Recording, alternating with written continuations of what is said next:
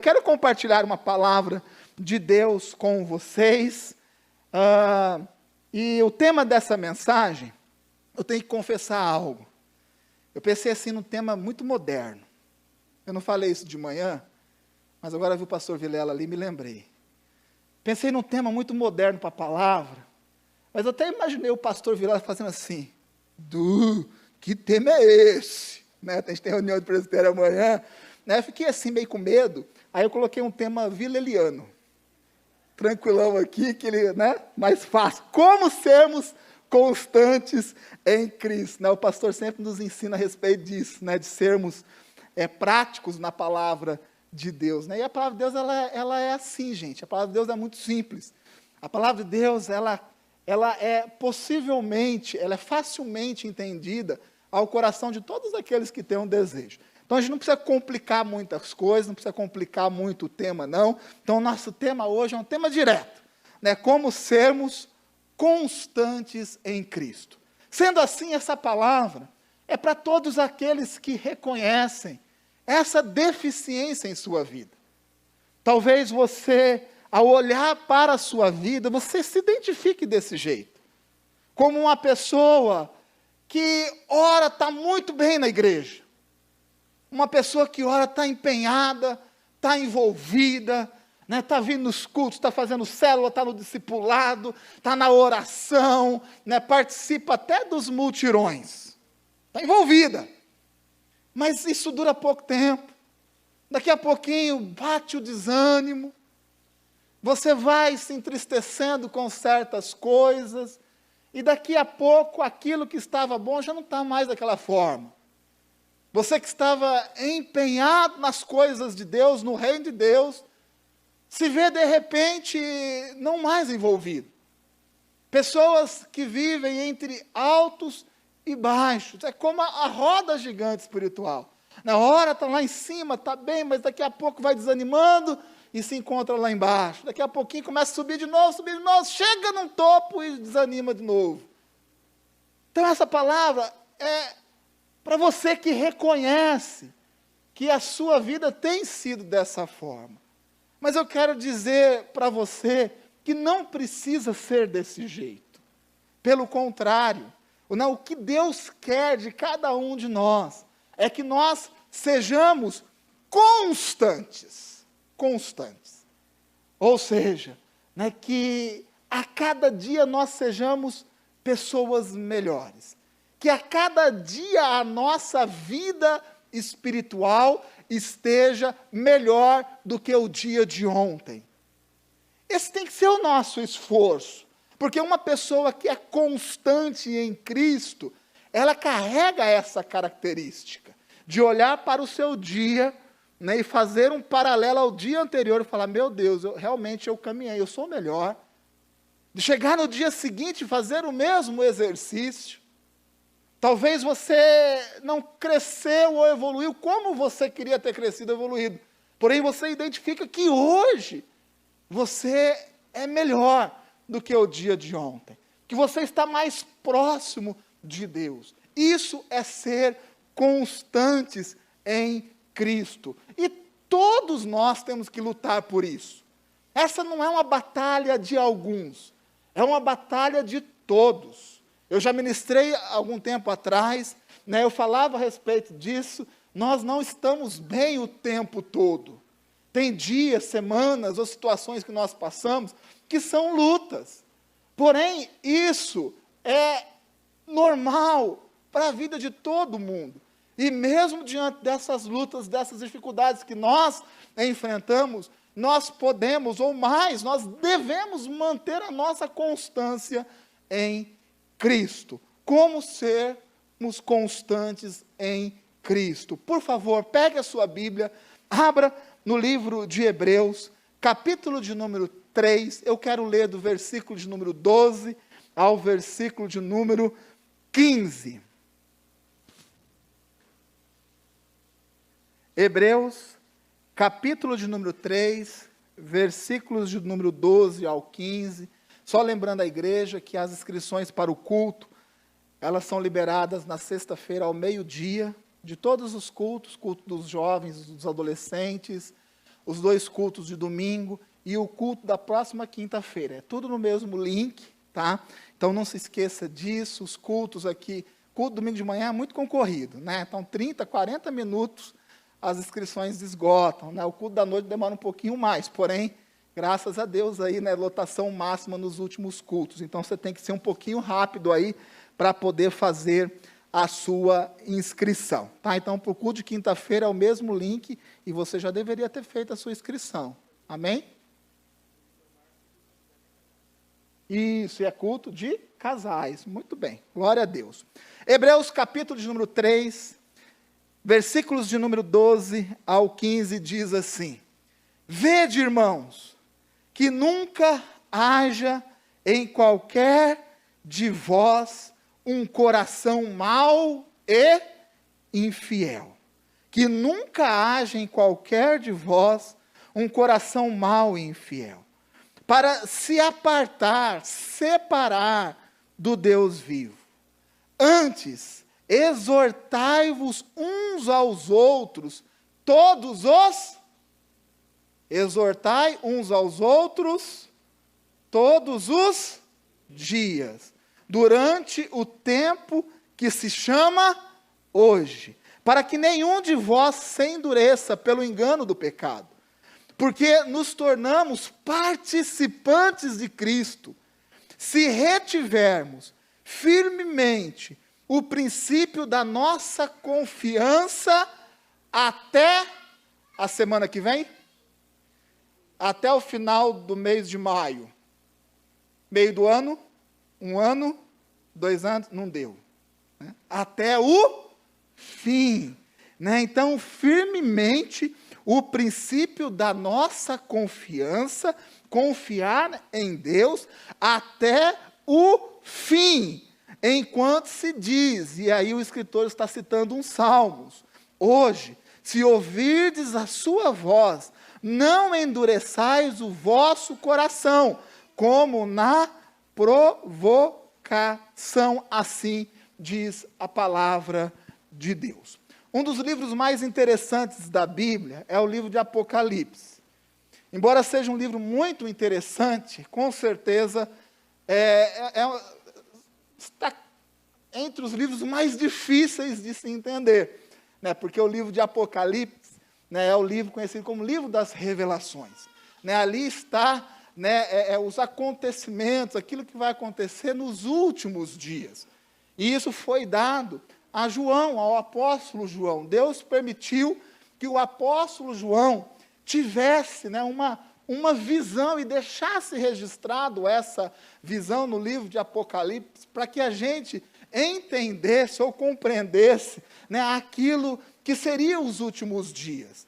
E tem um versículo no livro de Apocalipse que me chama muito a atenção, né? Deus permite que o apóstolo João, ele tenha uma visão panorâmica do mundo, né? Ele olha o mundo como um todo, né? E ao olhar o mundo como um todo, ele enxerga uma grande multidão, e no meio dessa multidão, ele enxerga um grupo de pessoas, ele enxerga um povo, ele enxerga pessoas diferenciadas.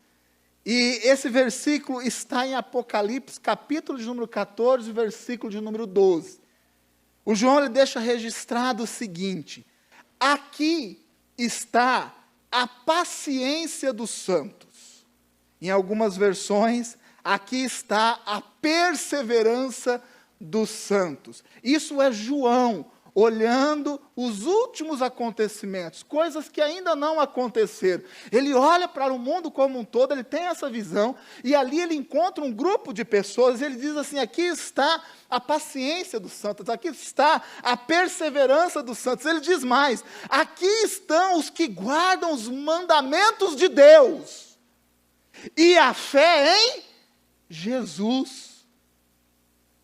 Ele pode estar falando para a igreja pode ser que a igreja tivesse sido arrebatada e fosse um grupo de pessoas que se converteram depois disso. Nós não vamos entrar nessa questão de interpretação teológica do livro de Apocalipse. O fato é que João viu um grupo de pessoas diferenciadas, pessoas que perseveraram, pessoas que guardaram os mandamentos de Deus e a fé em Jesus Cristo. Gente, eu quero fazer parte desse grupo.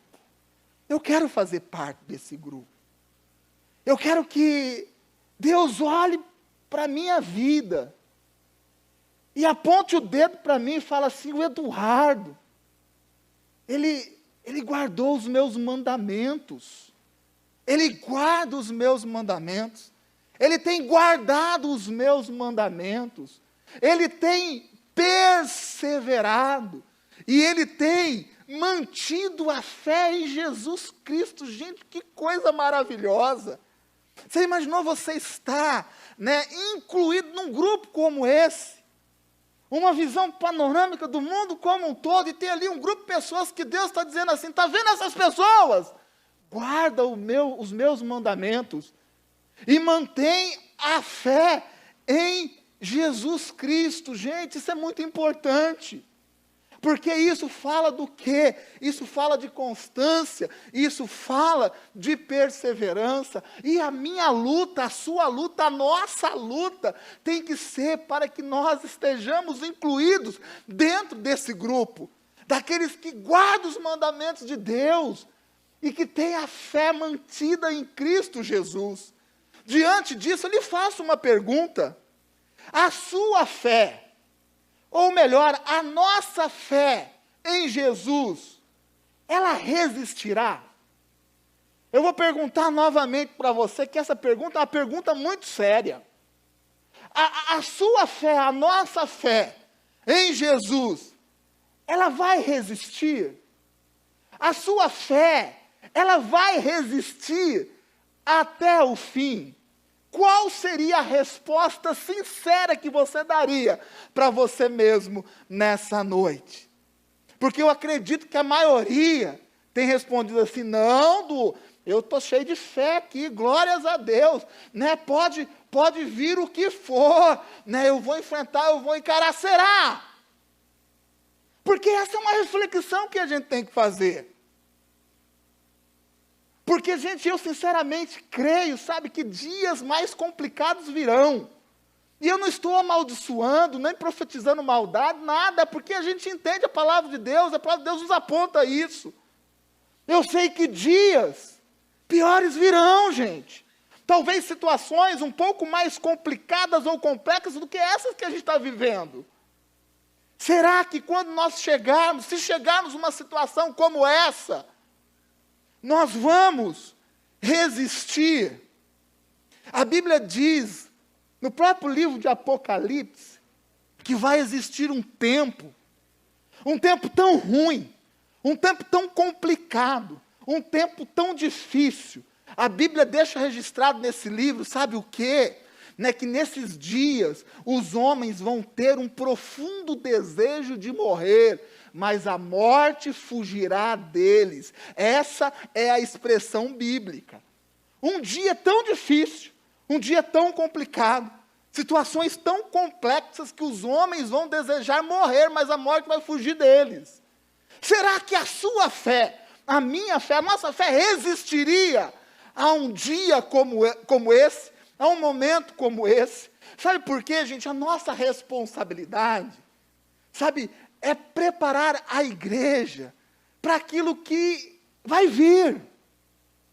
A igreja de hoje aqui, essa igreja de hoje foi uma igreja que foi preparada há um tempo atrás, que foi plantada há um tempo atrás. A nossa missão é sim compreender o passado, viver o hoje, mas também nos prepararmos para o futuro.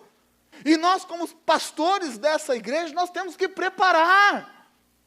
Nós fazemos reuniões de oração, estamos insistindo nisso, no discipulado, nas células, não porque a gente acha bonito.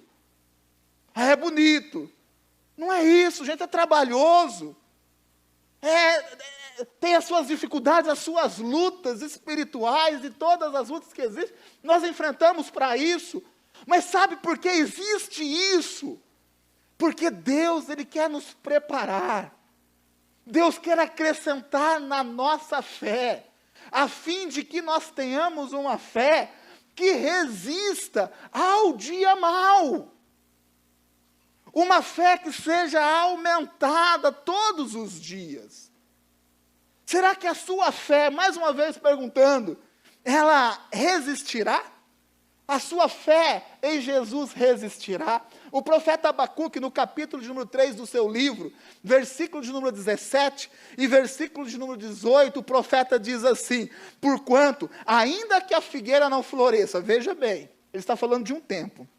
Porquanto, ainda que a figueira não floresça, nem haja fruto na vide, o produto da oliveira minta, e os campos não produzam mantimento, as ovelhas da malhada sejam arrebatadas, e nos currais não haja vacas, todavia eu me alegrarei no Senhor, e exultarei no Deus da minha salvação. Essas são as palavras do profeta. Será que são as nossas palavras?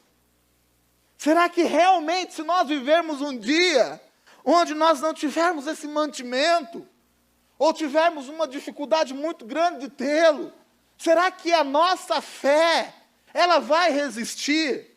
Será que nós vamos continuar nos alegrando no Senhor e exultando no Deus da nossa salvação? Isso é algo que a gente tem que pensar. Salmo de número 23, o versículo de número 4, um salmo tão conhecido, diz assim: ainda que eu andasse pelo vale da sombra da morte, eu não temeria mal algum, porque tu estás comigo, a tua vara e o teu cajado me consolam. Deus está conosco, a vara do Senhor e o cajado nos consolam, Deus nos direciona. Porém o versículo começa assim: ainda que eu ande pelo vale da sombra da morte. Então eu tenho que perguntar para você, se você andasse por esse vale, se de repente, não mais que de repente, você abrisse uma porta da sua vida e você se deparasse com esse vale, você enxergasse a sombra e a morte, e você sabe que você tem que passar por esse vale e chegar do outro lado, eu pergunto, a sua fé resistiria? A sua fé em Jesus resistiria? Porque quando nós lemos a Bíblia, e às vezes nós lemos rápido demais, nós lemos e vamos concordando, mas às vezes sem meditar naquilo que nós estamos concordando. Qual é o seu nível de fé? Qual é o seu nível de constância em Cristo? Qual é o seu nível de perseverança? Porque esse seu nível de fé, de perseverança, de constância, permitiu que você chegasse até o dia de hoje. Até o dia de hoje. E nós temos que melhorar. Sermos uma igreja mais forte, que busca mais a santidade, mais intimidade com Deus, a fim de que essa segurança, ela seja uma realidade não de alguns, mas de todos. Pastor, eu estou preparado, eu estou bem, eu estou cheio de fé aqui, sabe, pode vir o deserto, pode vir a luta, onde está esse tal de vale de sombra da morte aí que eu vou passar por ele? E essa é o quê? Né? Essa é a verdade que a gente tem, a certeza que a gente tem que carregar dentro de nós. O apóstolo Paulo, em Romanos, capítulo de número 8, versículo de número 38 e 39, ele diz assim: porque eu estou certo de que nem a morte, nem a vida, nem os anjos, nem os principados, nem as potestades, nem o presente, nem o porvir, nem a altura, nem a profundidade, nem alguma outra criatura nos poderá separar do amor de Deus que está em Cristo Jesus, o nosso Senhor.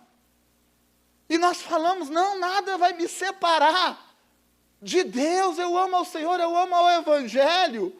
Mas o apóstolo Paulo, ele lista um monte de coisa, ele fala a respeito de morte, ele fala a respeito de principados, demônios, reino espiritual, coisas que nós temos que lutar, uma batalha espiritual, coisas que a gente tem que nos esforçar muito para poder vencer. Então eu digo para você, diante dessas coisas, a sua fé, ela resiste. A nossa fé, ela vai resistir. Ela resistirá diante de tudo isso. Porque é a respeito disso que eu quero chamar a sua atenção. Eu quero colocar algumas coisas dentro do seu coração, a fim de que você seja uma pessoa, sabe, firmado na rocha, que você seja uma pessoa inabalável, que você seja uma pessoa firme, um cristão verdadeiro, que você não seja apenas um religioso, mas que você seja uma pessoa que ame a Deus, que ame a Jesus, e que entende que faz parte de um reino de vida. É isso que nós precisamos compreender. O texto que nós lemos nos dá um alerta. Ele diz assim, o texto, começa exatamente dessa forma, diz assim: cuide do seu coração, cuidado com o seu coração, porque, gente, um coração bom, ele pode se tornar um coração mau, um coração fiel, pode se tornar um coração infiel. Escute o que eu estou dizendo. Às vezes nós ficamos numa falsa ilusão de que nós somos super espirituais. Nada vai acontecer comigo. Afinal de contas, eu tenho 12 anos de igreja. Como se os seus 12 anos de igreja... Completou 12 anos de igreja, manda uma carta lá para o inferno. Né, o diabo pegou a carta e falou assim: aquele completou 12 anos de igreja, então vamos riscar aqui. Esse aqui nós não vamos mais fazer nada. Já completou, né, o período, 12 anos, deixa ele tranquilo. Como se o nosso período de igreja, nosso tempo de congregação, nos isentasse disso, gente. O escritor está dizendo assim: tome muito cuidado, sabe por quê? Porque um coração bom, ele pode se tornar um coração mau. E nós temos visto muitas pessoas que se achegaram nessa igreja com um coração bom, mas que não cuidaram do seu coração. Não mantiveram a constância, não seguiram em frente apesar das adversidades. Pessoas cuja fé não resistiu aos dias maus, porque não soube guardar o seu coração. Era um coração bom, porém não vigiou, e o coração se tornou um coração mau. E isso é possível, gente, com qualquer um, independente da sua função dentro da igreja, independente do seu tempo de igreja. Se nós não cuidarmos do nosso coração, um coração que é bom se torna um coração mau, um coração que é fiel se torna um coração infiel. Quantas pessoas nós não vimos dentro dessa igreja, que servia na igreja, e não perdia culto, não perdia oração, perdia célula, aniversário de criança, coxinha gelada e guaraná quente. Padrão. Não estava em tudo. Estava em tudo. Pessoas que esses olhos viram. E eu falava para mim: meu rapaz, essa pessoa é uma pessoa fiel na igreja. Essa pessoa, olha, aí já não tem mais volta. Aí já não tem mais volta. Essa pessoa se tornou sólida. Ela está consolidada na igreja. E de repente, não mais que de repente, a pessoa vai o quê? Ela não vai vigiando. Ela vai ouvindo coisas. Um coração que é bom vai sendo um coração comprometido por mimimi, por tititi, por falação. E isso a pessoa vai deixando isso entrar no coração. Ah, essa igreja aí só te chama quando é mutirão. Pastor só fala com você quando é mutirão. Ah, só fala o seu nome quando precisa de alguma coisa. As pessoas vão ouvindo a voz de Satanás. Essa é a realidade. Ah, meu irmão, não, mas eu ouvi a voz, era do irmão. Leia a Bíblia. Leia a Bíblia. Porque o diabo falou através da voz de um dos maiores homens de Deus, que foi o apóstolo Pedro. Jesus disse e repreendeu Pedro, dizendo o quê? Afasta de mim, Satanás, que não tenho nada contigo. Quando Pedro permitiu ser usado pelo próprio diabo. E o que acontece, gente? É que corações bons, vidas que são fiéis, vão se desgastando, porque nós não guardamos. Sabe, toda ovelha tem uma tendência de ser lobo? Toda ovelha. Toda ovelha. Isso está em todos nós. Toda ovelha. Isso é algo embutido dentro de nós. Talvez isso é a herança lá do Jardim do Éden. Toda ovelha tem uma tendência de querer ser lobo. Não perde a oportunidade de ser lobo. Na história do Brasil, é uma história muito bonita, história muito linda. E eu creio que a gente, nós, o mínimo que nós deveríamos fazer é conhecer um pouco da história do nosso país. Eu fico assim, às vezes, incomodado com pessoas que conhecem a história de outros países. Tem gente assim, Israel. A pessoa conhece a história de Israel, é doutor na história de Israel. Não que você não deva conhecer, deve conhecer sim. É uma terra especial, é um povo especial, o povo judeu. As promessas para esse povo é o que faz reflexo às promessas de Deus para a nossa vida. Tem que conhecer mesmo, tem que entender, quiser estudar, estude e tal. Porém, tem pessoas que se dedicam tanto, e se esquecem do seu campo missionário. O nosso campo missionário é esse Brasilzão aqui. É esse Brasilzão. E nós precisamos entender um pouco do nosso país. Eu até citei 2 livros que são interessantes. O Casa Grande Senzala, que é um livro de um antropólogo chamado Gilberto Freire. Muito interessante para conhecer a história do Brasil. Povo brasileiro, do Darcy Ribeiro, que foi um senador brasileiro, ministro da Educação, que deixaram escritos e registrados coisas para que a gente entenda um pouco da formação da nossa cultura, a formação do nosso povo. E lendo esses livros, a gente entende que no período da escravidão, o escravo, ele tinha um desejo. Ele tinha um desejo. E às vezes a gente pensa que o maior desejo de um escravo era ser livre. E não era isso. O maior desejo de uma pessoa que é oprimida é ser a opressora. Se eu sou oprimido, agora eu quero oprimir. O maior desejo de uma pessoa que é maltratada não é deixar de ser maltratada. Isso está na nossa essência, a essência caída do homem, gente. Eu fui tão maltratado, agora eu vou maltratar também. Por isso, às vezes, as histórias do casamento do pai e da mãe acabam se repetindo no casamento dos filhos. Isso tem que ser quebrado. Isso tem que ser anulado. E o poder de Deus quebra e anula essas coisas. Então, a gente entende a história que o escravo, quando era liberto, a primeira coisa que ele queria ter, sabe o que era? Um escravo. Ele queria ter um escravo. Agora eu já não sou mais escravo, o que você quer da vida? Eu quero ter os meus escravos. Ou seja, é o desejo do oprimido virar opressor. A ovelha tendenciando a ser lobo de vez em quando. E isso, gente, está dentro de nós. E nós temos que lutar muito com isso. E isso é algo inegável. Então nós não podemos ficar achando que nós somos intocáveis. Que o nosso coração bom e coração infiel é intocável. Pelo contrário, nós temos que vencer essa tendência. Quantas pessoas não poderiam ser melhores dentro da igreja? Servir melhor dentro da igreja? Agora, Giovana, eu já não sou mais co-líder, agora eu sou líder. E como líder, agora eu passo a mandar. Porque como co-líder eu era mandado, agora eu vou mandar. Porque eu sou líder. Gente, é um entendimento errado. É um entendimento errado.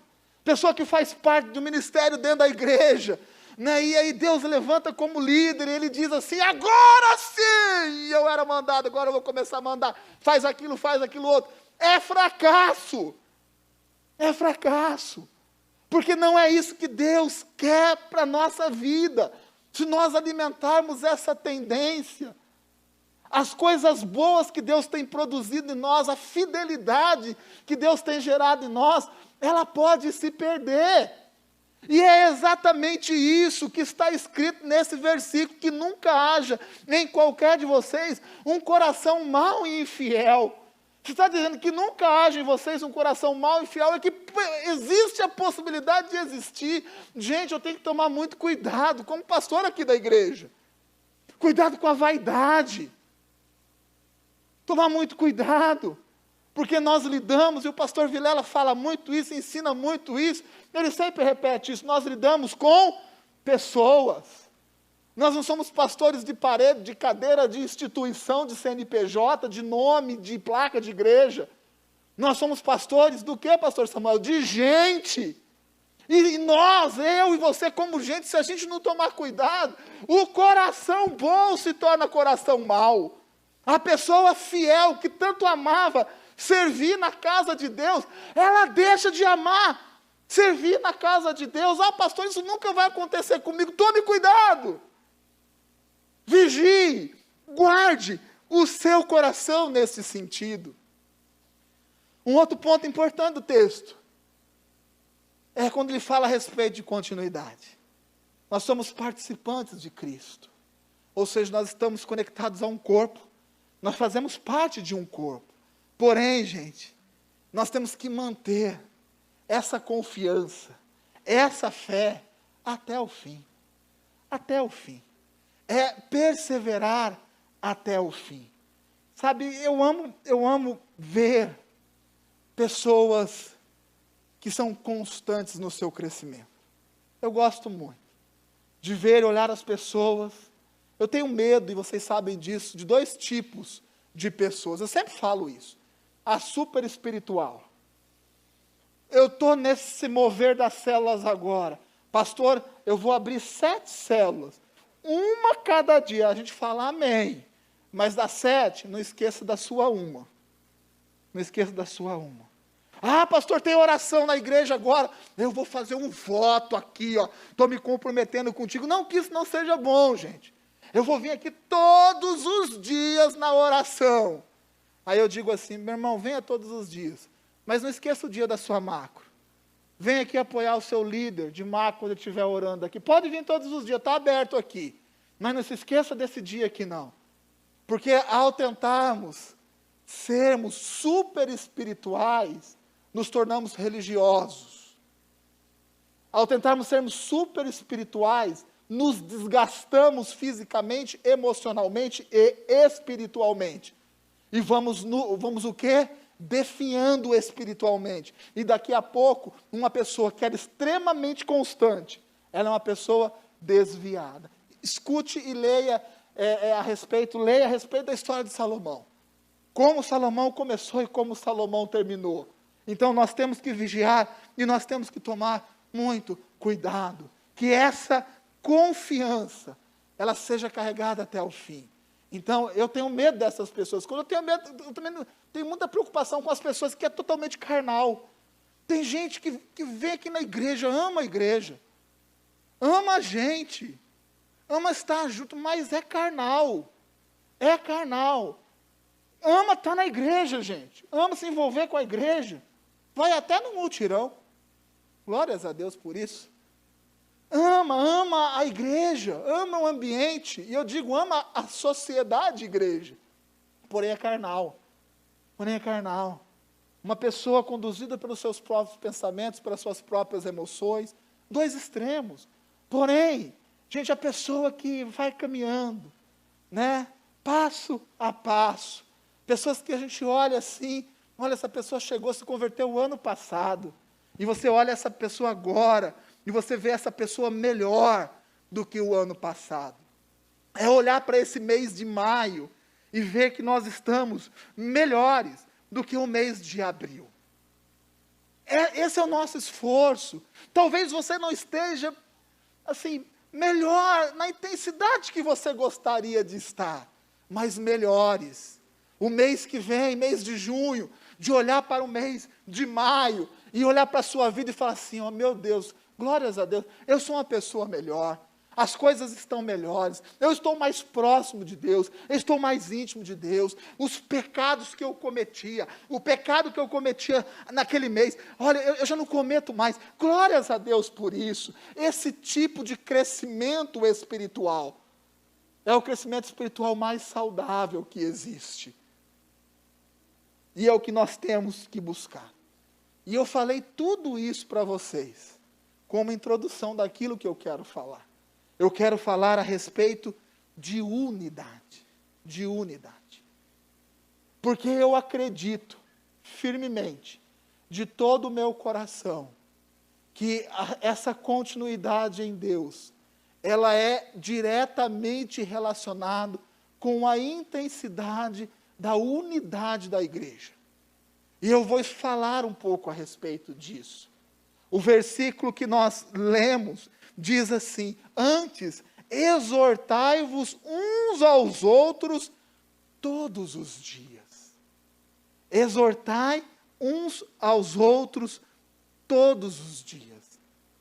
E diz que, durante o tempo que se chama hoje, para que nenhum de vós se endureça pelo engano do pecado. Meu irmão, o que nos tira a continuidade e a perseverança é o pecado, é o erro, é a falha. Isso quebra a continuidade daquilo que Deus está fazendo na nossa vida. E o escritor de Hebreus está dizendo assim, para que você não tenha esse coração endurecido, enganado pelo pecado, né? Exorte e aprenda a ser exortado. Exorte uns aos outros todos os dias. Agora, essa palavra exortação é uma palavra muito mal compreendida. Muito mal compreendida. Inclusive nas traduções mais novas da palavra de Deus, né, troca essa palavra, né, exortação por uma outra palavra. Mas se você for no dicionário e compreender o que quer dizer a palavra exortar, você vai encontrar que exortar é animar. A palavra exortar quer dizer estimular. Animar e estimular. Então, quando o escritor está deixando registrado, está escrevendo, está falando que nós devemos exortar uns aos outros todos os dias, está dizendo que nós temos que animar o outro todo dia. Estimular o outro todos os dias.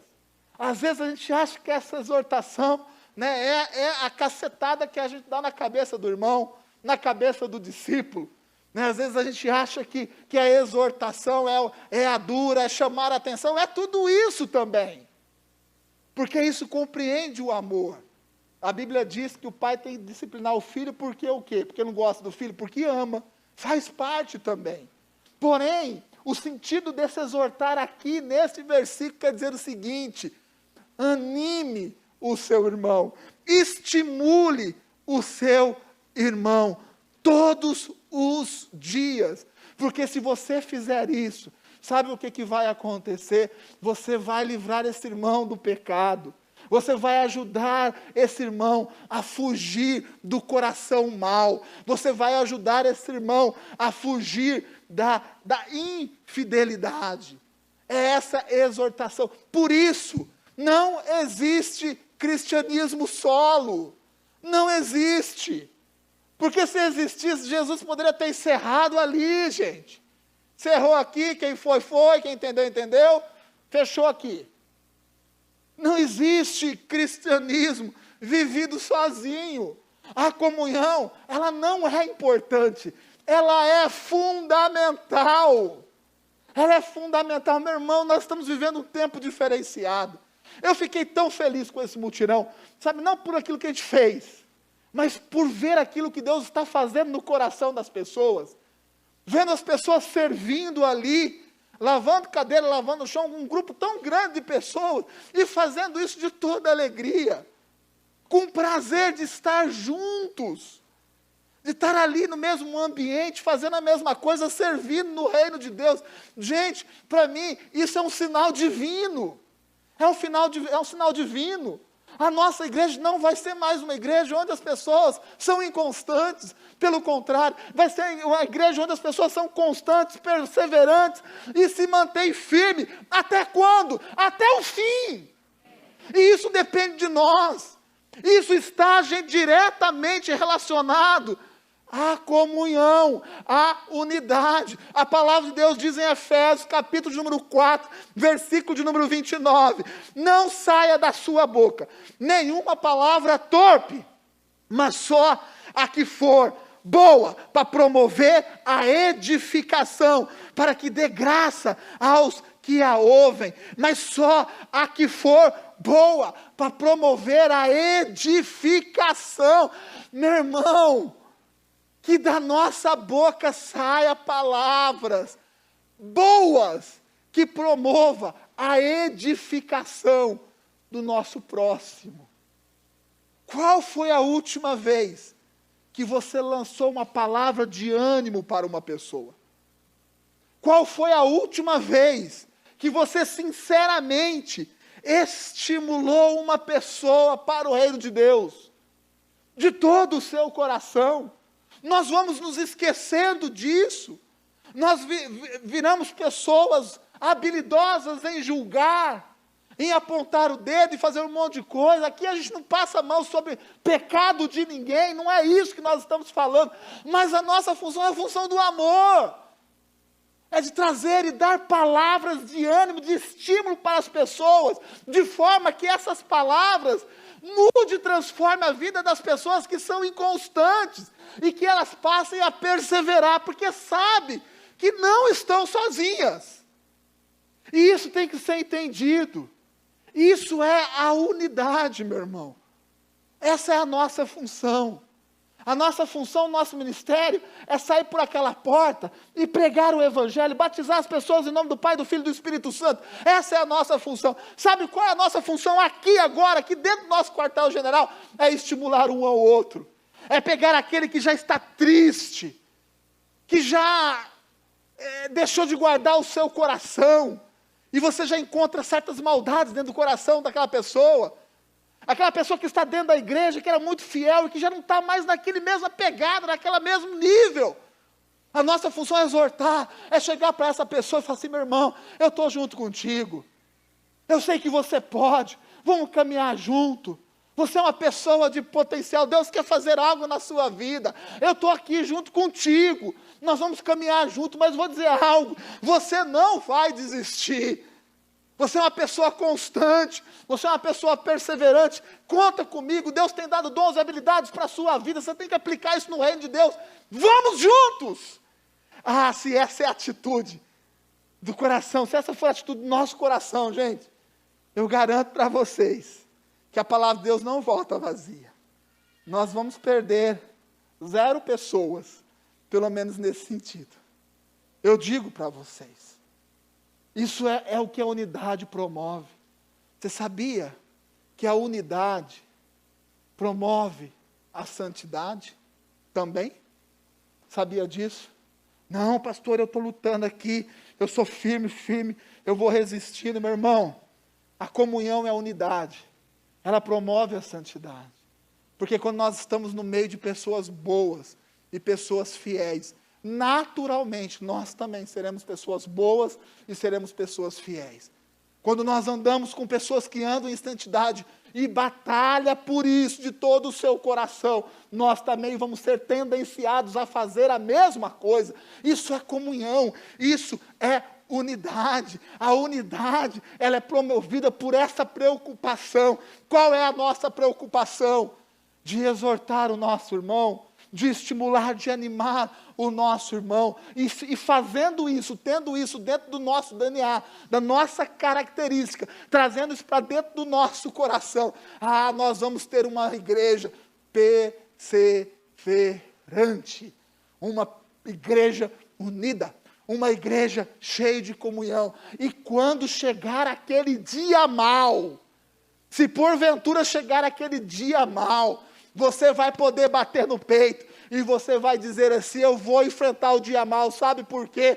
Porque eu sei que a minha fé resistirá, sabe? Eu tenho guardado o meu coração, eu tenho me mantido firme, eu estou conectado no corpo de Cristo, eu estou em comunhão com os meus irmãos, eu sei que eu tenho apoio, eu sei que eu tenho suporte, eu tenho pastor, eu tenho líder, eu tenho pessoas que oram e me acompanham. Que venha o dia mau, eu não vou desistir, eu vou ser constante, eu vou ser perseverante, porque eu compreendo a palavra de Deus. Esse é o sentido da nossa vida cristã. O cristianismo não é viver sozinho. Nós precisamos necessariamente de algo chamado igreja. Nós precisamos. Deixa eu falar algo para vocês que talvez possa até te assustar um pouco, mas eu tenho que falar. Eu quero dizer para você que o seu casamento, ele não substitui a igreja. Você sabia disso? Seu casamento não substitui a igreja. Eu vou dizer mais para você. A sua família não substitui a igreja. Não substitui. Leia a palavra de Deus e compreenda isso. Tem muitas pessoas que têm isso dentro do seu coração. Acaba substituindo a igreja pela sua família. Ou a família pela igreja. A sua família não substitui a igreja. Como a igreja não vai substituir a sua família. São coisas que caminham juntas e devem caminhar juntas. Se você tem este pensamento, eu vou dizer, o pensamento está errado. Está errado. Pessoas que pensam assim, agora está tudo ruim na minha família, então faz um X na igreja. Faz um X na igreja. Eu vou acertar a minha casa, vou acertar a minha família, e depois eu volto à igreja. Está errado. Está errado, não é assim. Se você quer cura para a sua família, essa cura vai ser encontrada na igreja. Na igreja. É dentro da igreja.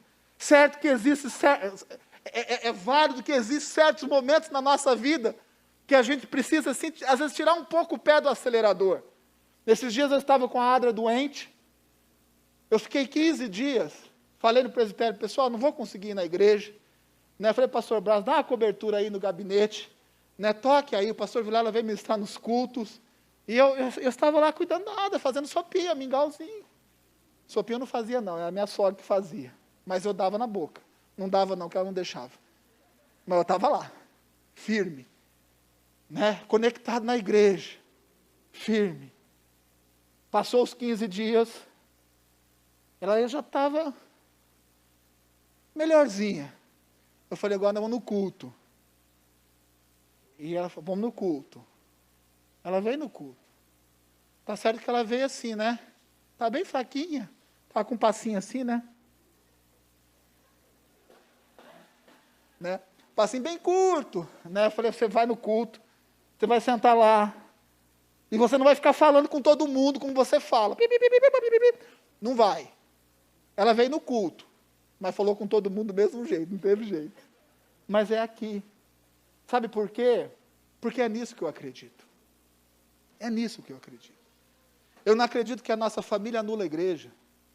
E nem que a igreja anula a família. Porque tem muitos também que se escondem na igreja para fugir dos problemas da sua família. São dois caminhos possíveis de serem tomados. Nenhum deles é bom. Você quer ter a sua família equilibrada? Insira a sua família na igreja. Insira a sua família.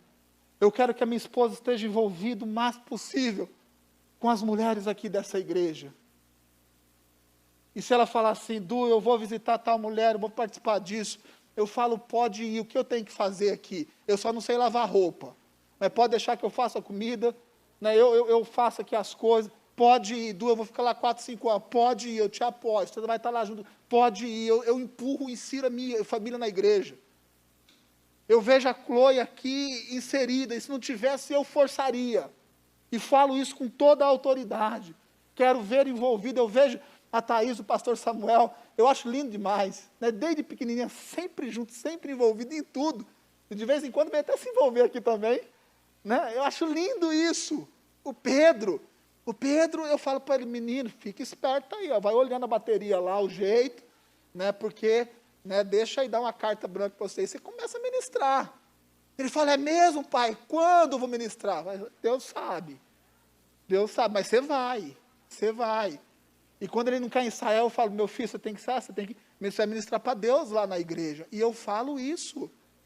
Eu falo, a Chloe, chama a atenção, Chloe, você dança com as meninas, minha filha. Você tá ali junto. Eu insiro a minha família na igreja. Sabe por quê? Porque a minha família não anula a igreja. E se eu quiser ter uma família saudável, gente, eu tenho que fazer esse esforço. Eu fazia visitas essa semana a casais, vivendo dificuldades, eu falava exatamente isso. E a gente tem que compreender isso. Como também a família, ela não anula as nossas amizades. Sabia disso? A família não anula as nossas amizades. Porque tem muitas pessoas que constituem a sua família e anulam as amizades. Eu não estou falando das amizades com o mundo, não é isso. Eu estou falando para a gente cristã aqui. Tem gente que casa e fala assim, agora nós somos suficientes aqui. A minha esposa é minha melhor amiga. O meu esposo é meu melhor amigo. Eu até brinquei, né? Parece aquelas figurinhas de antigamente, a maré, né? Negócio assim, tal. Não tem problema disso não. Mas eu vou dizer algo para você. Uma mulher cristã precisa ter amigas dentro da igreja que são cristãs. Escute o que eu estou te dizendo. Se você quer que a sua fé resista no dia mau, você tem que mudar um pouco o seu pensamento. O homem cristão dessa igreja tem que ter amizades com homens cristãos desta igreja. Eu falei de manhã a respeito do futebol que rola aí na terça-feira. Eu fiquei até bravo ter marcado o futebol na terça-feira, no dia do discipulado, mas é bem tarde. Depois eu achei até bacana. Eu achei, é isso. É exatamente isso. Sabe por quê? Porque um jovem cristão tem que se envolver com um jovem cristão dessa igreja e ter laços de amizades. Nós vamos nos tornando suficientes em nós mesmos. Isso não tem nada a ver com o evangelho. Eu vi a situação que a Adria passou, e se levantaram pessoas aqui dentro dessa igreja como amigas, não como ovelhas, como amigas, que disseram, eu estou aqui junto, e nós vamos chorar junto, nós vamos batalhar junto. E eu sei o quanto isso foi importante para a vida dela, e ela já falou a respeito disso. Meu irmão, o evangelho não é viver sozinho. Às vezes nós nos fechamos dentro da nossa casa, nós nos fechamos dentro da nossa família, e não é isso, nós temos que ter amizades dentro da igreja. Essas amizades, elas são muito importantes para que a gente seja sustentado por Deus no dia mau, e o dia mau pode sim chegar na nossa vida. O quanto você tem de relacionamentos dentro da igreja.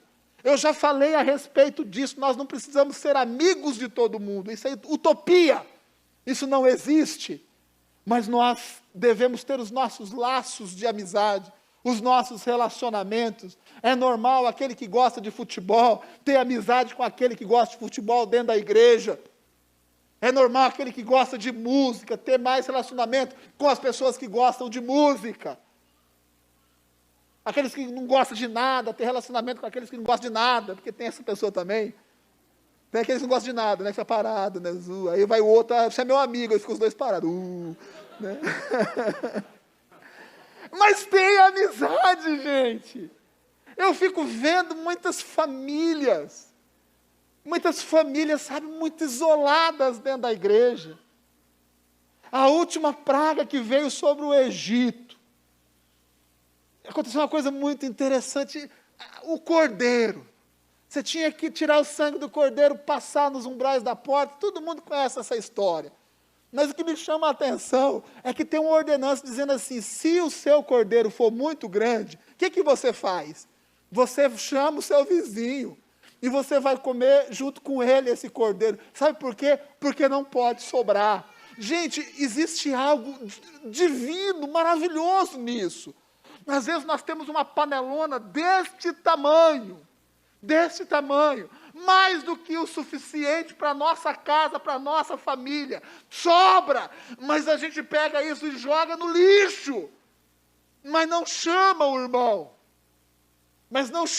para compartilhar, e aí vem o dia mau, e você diz assim, eu estou tão sozinho, aquela igreja, aquele povo daquela igreja, eu não quero saber de igreja, eu vou viver a minha luta sozinho, porque você plantou isso. Você plantou isso, quando Deus deu uma sobra para você, repartir com o seu irmão, a oportunidade, o privilégio de colocar o seu irmão assentado contigo na mesa, na unidade, na comunhão, você não fez. Cultivar essas amizades e esses relacionamentos. Eu fui visitar uma família, o casal vivendo uma situação muito difícil, e eu disse, sabe qual é o problema de vocês? Vocês vivem isolados. Isolados.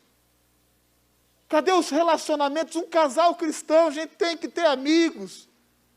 Outros casais cristãos dentro dessa igreja.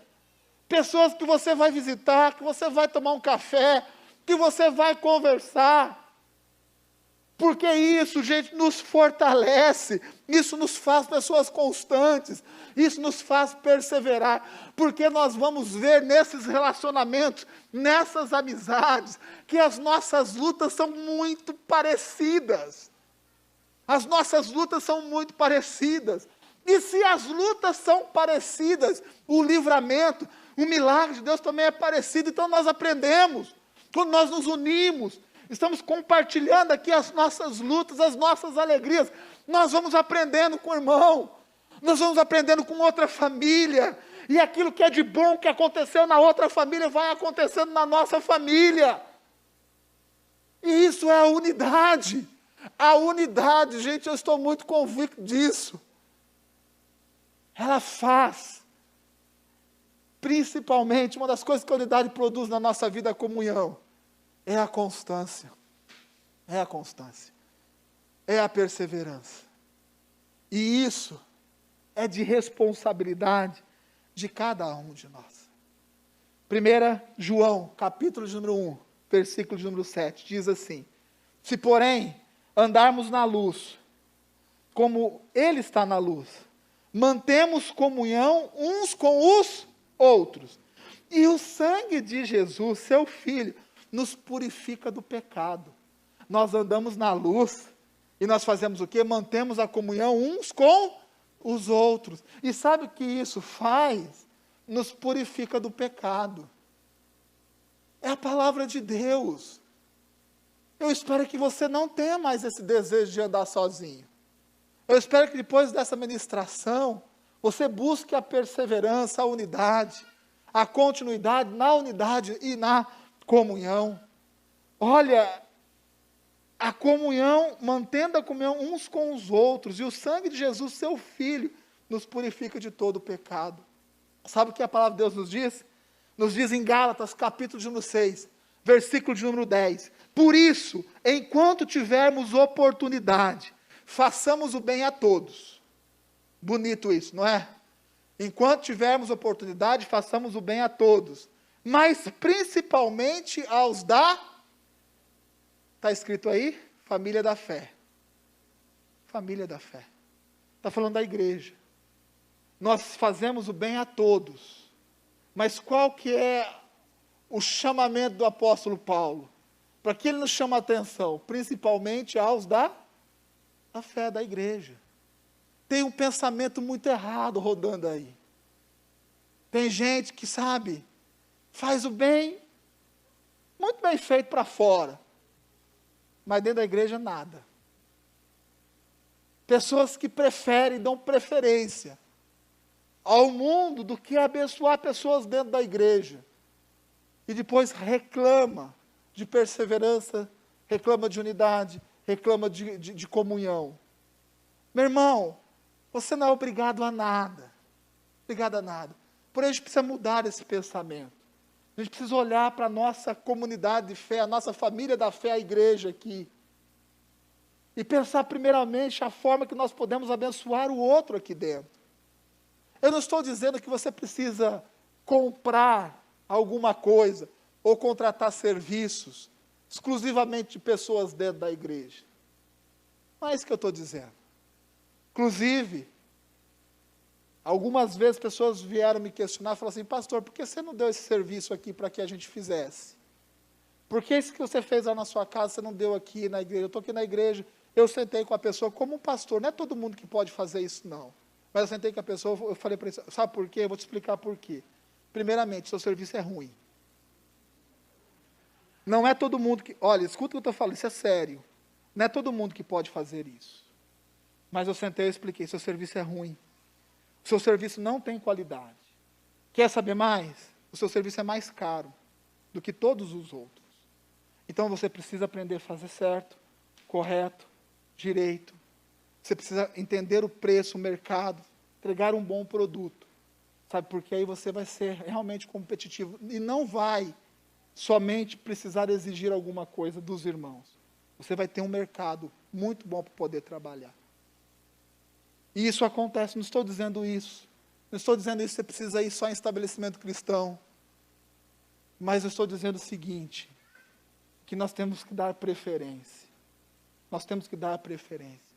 Tem pessoas que entregam bons negócios para pessoas do mundo, para empresas do mundo, sendo que tem pessoas dentro da igreja que prestam um serviço bom, um serviço de qualidade, um serviço às vezes mais barato do que tem aí fora. E nós dizemos assim, nós não fazemos negócio. Eu não faço negócio com os irmãos da igreja. Só dá problema. Dá problema também, como todos os negócios podem dar problema. Porém, gente, nós temos que entender isso. A gente tem que compreender certas coisas. Entender o que é o reino espiritual. E o texto que nós lemos aqui, o apóstolo Paulo está dizendo assim, faça o bem para todo mundo, gente. Mas olhem com carinho para aqueles que são da sua igreja, da sua família, que tem a mesma fé que você. E nós vamos trazendo conceitos do mundo e colocando dentro da igreja que quebra a comunhão. Que quebra a comunhão. Que quebra a unidade. Por quê? Porque foram coisas que o diabo gravou na nossa mente que a gente vai carregando. E nós vamos nos fechando, nós vamos nos tornando uma igreja fria. E isso não pode acontecer. Nós somos uma igreja de relacionamento. E toda a igreja de comunhão é uma igreja aquecida, é uma igreja viva. E nós estamos preparados para isso. Sabe por quê? Porque quando eu falo isso, eu sei que a nossa igreja vai entrar num tempo de unidade, de comunhão. Amém? Eu sei disso. E eu sei que isso vai dar trabalho. E eu sei que isso vai dar trabalho. Vai dar mais trabalho para a gente, porque pessoas se relacionando, certo, pastor Braz? Dá trabalho, não dá, Lu? Dá trabalho, ó pastor, ajuda a resolver aquilo, ajuda a resolver aquilo. Nós estamos aqui para isso. Esse trabalho nós precisamos ter. O grande problema é não termos esse tipo de coisa, porque as pessoas não se relacionam. Não temos nada para resolver, está tudo tranquilo, alguma coisa está errada, a igreja não está relacionando. A igreja não está relacionando. Não tem nada, a semana passou em branco, nós temos que pensar um pouquinho, falar, peraí, o que está acontecendo? As pessoas não estão se relacionando, não tem comunhão, está tudo lindo, perfeito, está tudo maravilhoso, não, alguma coisa está errada. E é justamente nessa comunhão e nessa unidade, gente. Eu faço um breve resumo de tudo aquilo que eu falei para vocês, eu queria falar mais 1 hora aqui. Mas eu vou terminar fazendo um breve resumo. Meu irmão, essa palavra é para aqueles que querem ser constantes. É para aqueles que entendem que o reino de Deus são para aqueles que perseverarem até o fim. Eu deixo esse alerta, cuide do seu coração. Cuide do seu coração bom. Cuide da sua vida de fidelidade para com as coisas de Deus. Eu digo, lute, batalhe. Cresça um dia após o outro, seja melhor todos os dias e se mantenha firme até o fim. Meu irmão, e se relacione. Seja uma pessoa de relacionamento. Amplie o seu laço, o seu leque de relacionamento, a sua network cristã. Amplie. Esteja junto com pessoas, você que é uma mulher crente, esteja junto com mulheres crentes dessa igreja. Você que é um homem crente, esteja junto com homens crentes dessa igreja, jovens com jovens, e é assim que funciona a coisa. É essa unidade que Deus vai nos promover, e está promovendo na nossa vida. Não deixe nada substituir isso. Não deixa nada substituir a comunhão e a unidade que a igreja nos proporciona. E entenda, não existe cristianismo feito para ser vivido sozinho. Isso nem é cristianismo. Meu irmão, é um tempo diferenciado que nós estamos vivendo. Eu, mais uma vez falando, eu participei daquele mutirão, e eu ia ficar só um tempo ali, eu tinha um aconselhamento, mas depois eu mudei o aconselhamento e fiquei o tempo todo ali. Eu fiquei o tempo todo ali não para ficar cuidando do trabalho. Eu fiquei ali, pastor, para ficar apreciando os irmãos trabalhando ali. Aprecie essa palavra. O André até falou para mim, pastor, você não fez nada hoje. Eu falei, moleque, fica quieto, que é seu primeiro mutirão.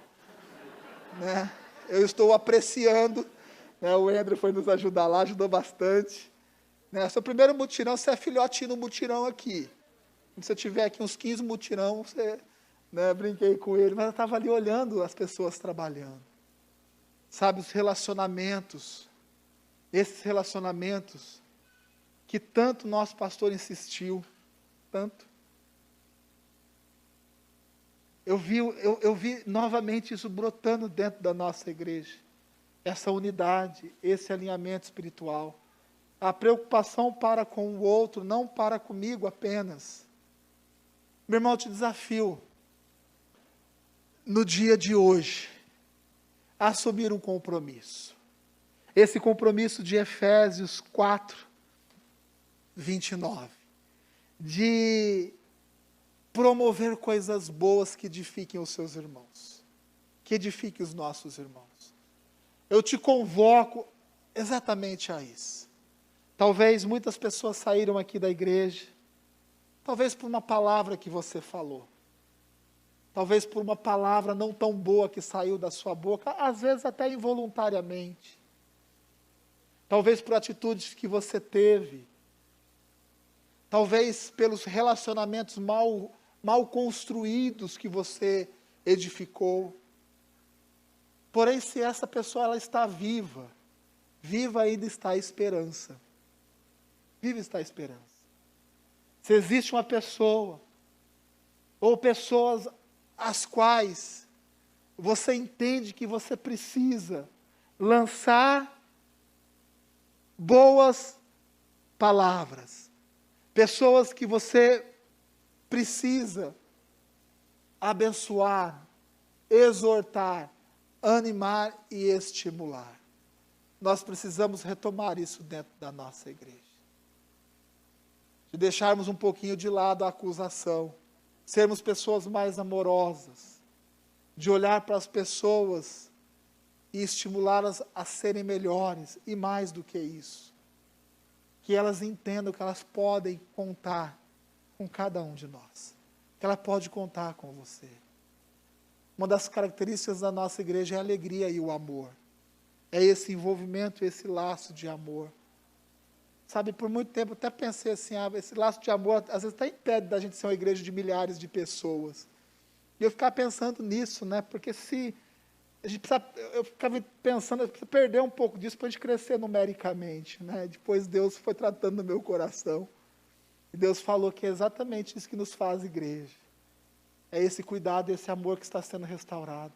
O prazer de servir na casa de Deus. O prazer de estar junto com os irmãos. Nós estamos aqui na sala de oração e nós vemos a alegria dos irmãos de orar, de estar aqui ou presencialmente ou conectado na internet, orando juntos. Sabe por que a pessoa se conecta aqui na sala de oração e está junto com os outros irmãos? Sabe por que ela ali no quarto dela orando, não seria a mesma coisa? Não seria, estaria orando, mas ela orando junto com os irmãos. E isso faz a diferença, mesmo que seja online. Esses dias eu vi uma pessoa ali conectada num ônibus, né, deixou o vídeo aberto, né, estava com o foninho, né, e estava no ônibus, estava orando assim, né, e eu fui naquele mesmo embalo, né, eu fui do mesmo jeito, eu fiquei tão feliz de ver, a pessoa provavelmente estava no ônibus, indo para o trabalho ali, pastor Samuel conectado, e ali o pessoal orando, né, no reteté gospel ali e tal, e eu olhando a pessoa lá, assim, junto com a gente, isso é unidade, isso é comunhão, e é isso que nos faz perseverar. É isso que nos dá continuidade. É isso que nos faz firmes no reino de Deus. Que você compreenda isso. Da mesma forma que pela graça e misericórdia de Deus, Ele permitiu que eu compreendesse. Feche os seus olhos, por favor.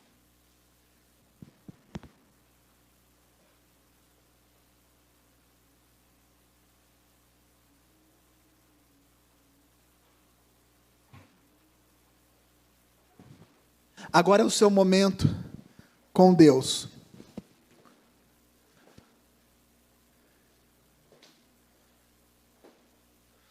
Agora é o momento de você, com os seus olhos fechados, apresentar a sua vida no altar do Senhor. Talvez você esteja de um lado. Que lado? O lado de uma pessoa que está com o coração ferido, machucado. Talvez você esteja do lado já de um coração que era fiel, porém agora está cheio de infidelidade, de incredulidade. Talvez você esteja deste lado. Essa é a noite que Deus preparou para você, para cuidar e curar do seu coração. Curar o seu coração. Eu creio nisso.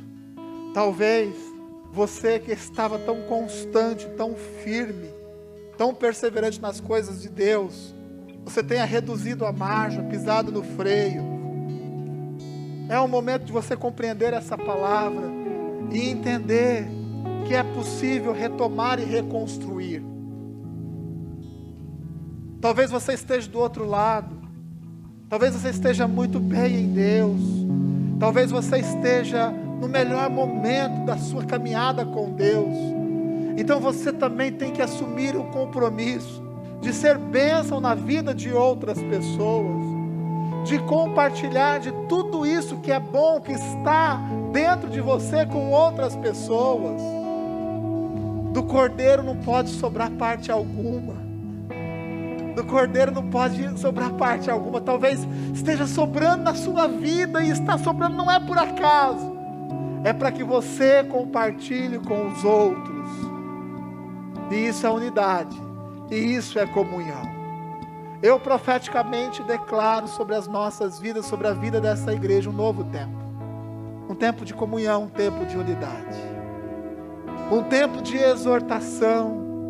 Um tempo onde cada um compreenda que tem a responsabilidade de estimular, de animar o outro, de ajudar, de sustentar no momento difícil da caminhada. Ah, meu irmão, é tantos apelos que Deus pode levantar neste momento. Porém, eu sei que Deus está falando contigo. E eu peço para que você ore a Deus neste momento. Você é tão importante para Deus. Você é uma pessoa tão especial para Deus. A sua casa, a sua família é uma família tão especial para Deus. É única, insubstituível. Que você compreenda isso. É um tempo de posicionamento. É um tempo de decisão. É o tempo que Deus preparou para essa igreja. É o tempo especial que Deus preparou para cada um de nós. Deus está permitindo que a gente cresça. E glórias a Ele. Glórias a Deus por isso. No nome de Jesus, Senhor, nós te agradecemos. Se coloque de pé neste momento. Feche os seus olhos. Eu quero orar por cada um. Estenda suas mãos para cá. Senhor, nós te agradecemos pela sua palavra. Que a sua palavra, Pai, seja compreendida, entre no nosso coração e seja bênção para cada um, Pai. Se existe alguma pessoa que não compreendeu alguma parte dessa palavra, que o seu Espírito, ó Pai, dê discernimento, dê sabedoria. Nós oramos, ó Pai, por todos aqueles que entendem, que precisam não somente estar na igreja, mas ser a igreja. Nós oramos, ó Pai, por todos aqueles que se colocam disponíveis, ó Pai, para animar, para edificar, ó Pai, a vida de outras pessoas. Ó Pai, nos aproxime ainda mais, ó Pai. Aproxime os relacionamentos e que nós possamos entender, ó Pai, o quanto isso é fundamental para que a gente como igreja, para que a gente persevere, para que a gente se mantenha firme até o fim. Eu oro e eu abençoo a cada um no nome do Senhor Jesus. Amém.